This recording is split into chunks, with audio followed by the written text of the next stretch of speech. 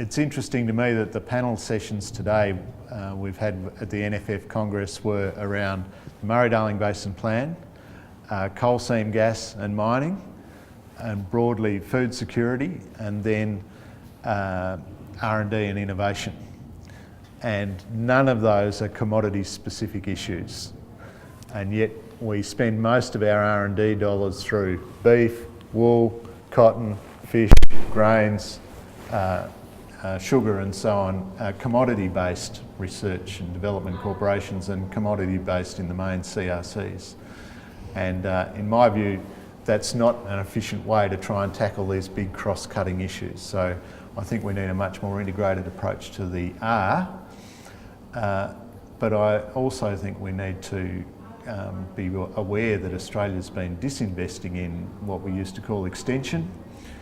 And I do have a question mark around that. I think we could be doing much better with agricultural education or food systems education or food production education. It's not necessarily just agriculture.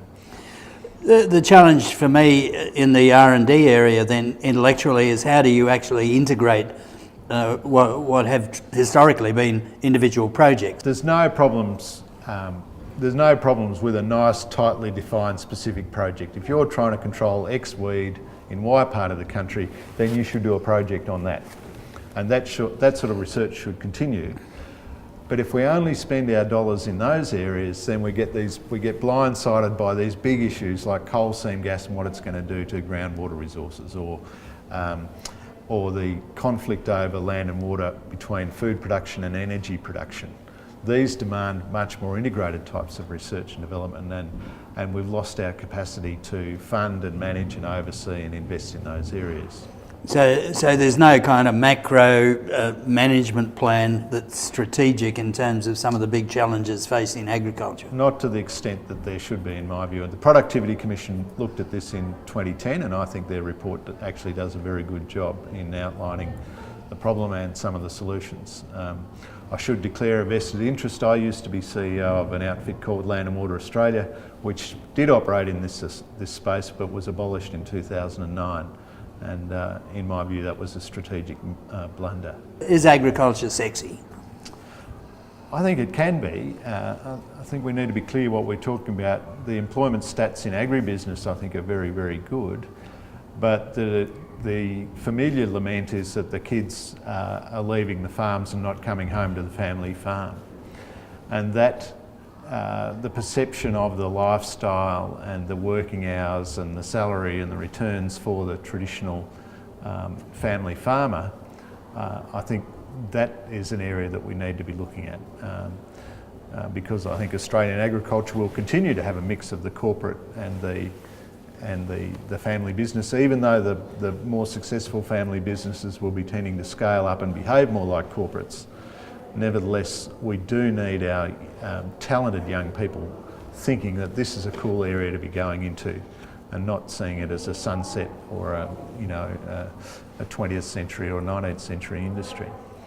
I do think, though, that we can do more as an industry and as a sector to promote the really positive things, the big picture positives about agriculture. So the world needs food, it needs a lot more of it. It's going to have to grow that food from the existing agricultural footprint, or possibly even a bit less, given we're probably going to have to use more land to produce energy from in future. And that's a huge technical challenge. It's a very exciting one and a very rewarding one. So I'm based in Darwin.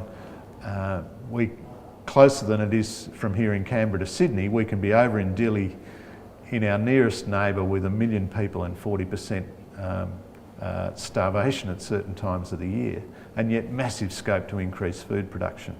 Extremely exciting work and extremely rewarding work.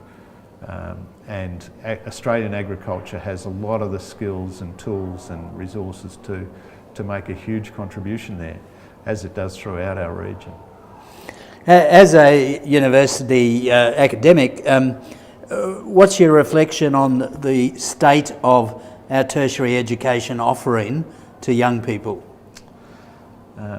The Council of Agricultural Deans had a look at this a couple of years ago, Mike, and they said there's a big gap between the amount of graduates we're turning out and the amount of jobs there are. In other words, there's a lot more jobs than there are graduates, which is a really good thing. And I must confess, we're not, at Charles Darwin University, we don't offer an agriculture degree, but my observations from the outside are that we should be looking at a little bit more holistically into that we're really in the business of food and fibre production, and in my view we should be in the business of energy and water production too, from a rural landscape in a long-term sustainable perspective, and that we need to be emphasising those broader societal contributions of agriculture, particularly in the way we market and deliver the courses.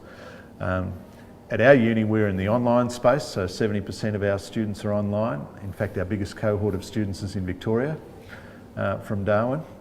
And in my view, the sky's the limit there in terms of using digital technologies to deliver innovative education products with a mixture of hands-on fieldwork in very exciting places, and then complemented by online study before and after.